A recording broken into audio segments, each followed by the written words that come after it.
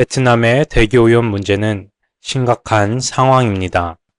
하노이를 비롯한 많은 도시에서 사람들이 길거리에서 불을 피우는 모습을 자주 볼 수 있습니다.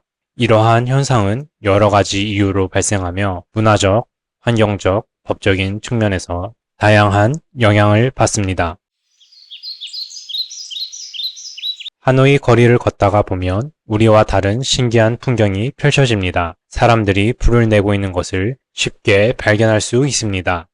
우리로서는 상상하기 힘든 광경입니다. 수도 한복판에서 얼마든지 불을 내는 광경을 쉽게 접할 수 있기 때문입니다. 베트남의 대기오염은 우리로 치면 서울로 해당되는 하노이에서 가장 심합니다. 수도 하노이 주변은 사람들이 출퇴근으로 항상 오고 가는 사람들이 많아서 이동량이 굉장히 많습니다.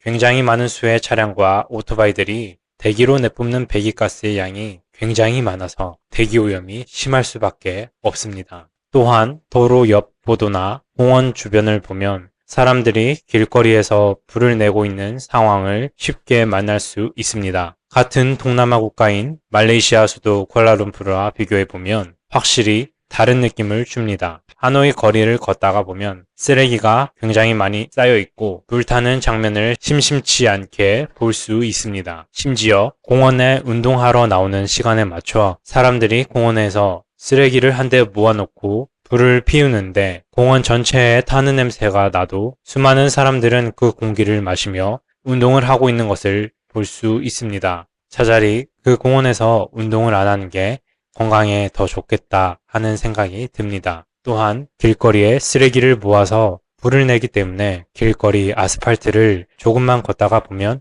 신발이 검정색으로 금세 바뀌는 것을 느낄 수 있습니다. 주변에 강이 있는 거리를 산책하다가 보면 악취가 심하게 나는 것을 느낄 수 있습니다. 종량제 봉투가 따로 없는 나라이기 때문에 쓰레기 처리를 개인이 잘 못해서 쓰레기를 모아서 불을 내는 것일까요? 아니면 오염수 처리를 잘 못하고 있는 걸까요? 사실 악취가 나는 이유는 둘 다입니다. 사람들은 강에 쓰레기를 버리고 하노이시 당국은 상수도와 하수도 처리를 우리만큼 잘 하지 못합니다. 그러기 때문에 강 주변이나 하노이 근처의 호텔에서 샤워를 하다가 보면 호텔에서 나오는 물이 어딘가 모르게 조금 찝찝한 느낌이 듭니다.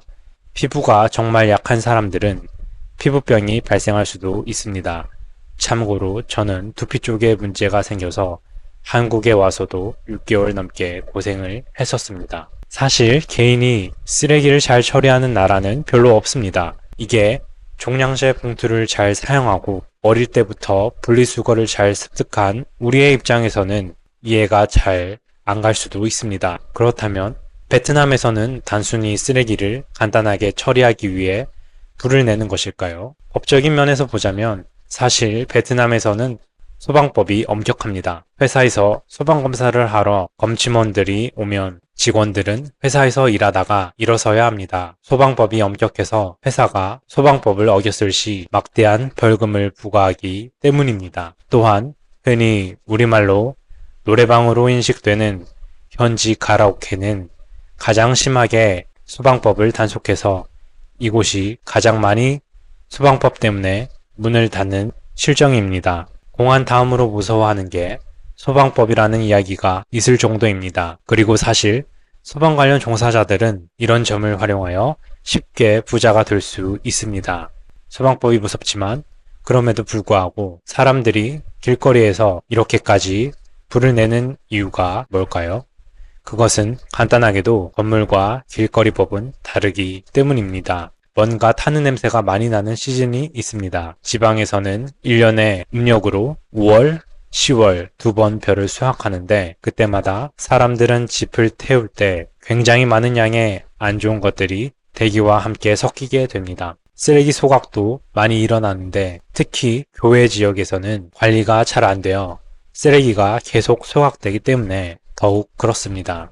또 다른 시즌은 종교와 관련이 있습니다. 베트남은 과거에는 종교의 자유가 없었지만 예로부터 베트남에서 가장 많이 믿는 종교가 중국의 영향을 받은 불교였기 때문에 불교나 유교만은 탄압하지 못했습니다. 베트남은 거리마다 큰 항아리가 있는 것을 볼 수 있습니다. 이 큰 항아리 앞에서 사람들이 소원을 빌고 기도를 하는데 이것은 종교적인 영향으로 대기질이 안 좋게 되는 이유 중 하나이기도 합니다. 아침부터 저녁까지 많은 사람들이 방문해서 끝없이 기도하기 때문에 거리의 큰 항아리마다 연기가 끝없이 나서 근처 아파트에 사는 외국인들은 이 연기 때문에 골머리를 앓는다고 합니다. 또한 사람들은 굉장히 오래된 아름드리 고목나무 바로 밑에서 불을 냅니다. 동남아시아에서 자라는 나무는 종류에 따라 굉장히 크게 자랄 수도 있습니다. 이렇게 큰 나무 밑에서 불을 태우는 행동은 나무 가까이에 있는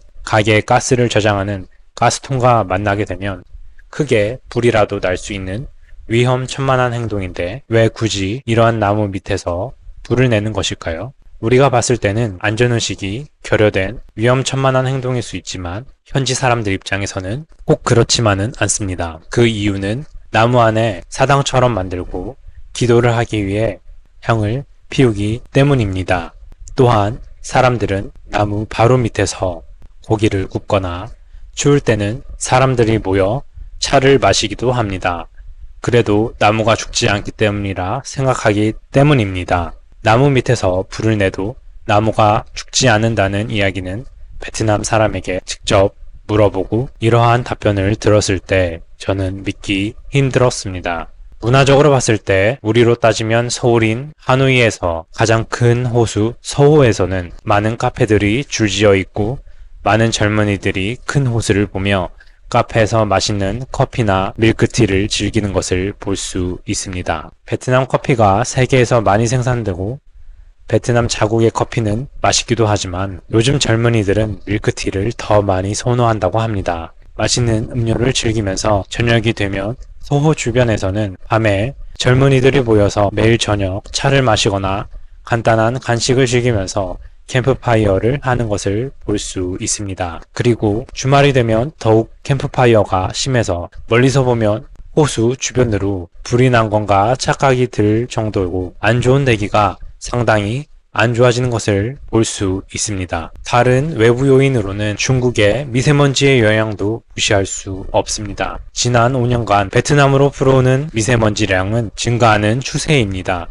특히 2021년과 2022년에는 이전 해에 비해 미세먼지 농도가 크게 증가했습니다. 베트남 북부 지역은 중국과 가까워 미세먼지 영향을 더 많이 받습니다.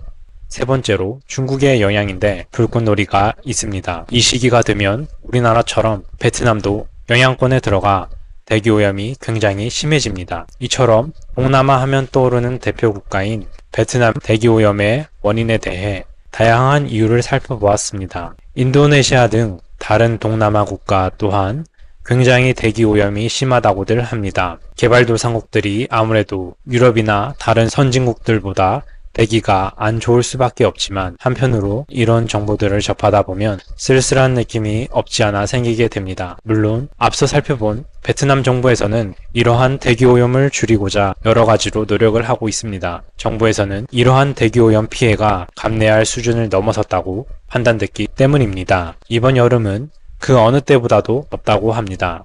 환경은 점점 파괴되어 가고 있고 지구온난화가 심해지는 상황에서 각국의 모든 사람들이 환경을 조금 더 생각해서 후손들에게 깨끗한 환경을 물려주고 지구온난화를 조금이라도 늦추었으면 하고 바라봅니다. 구독과 좋아요, 알림 설정은 영상 제작에 있어 큰 힘이 됩니다.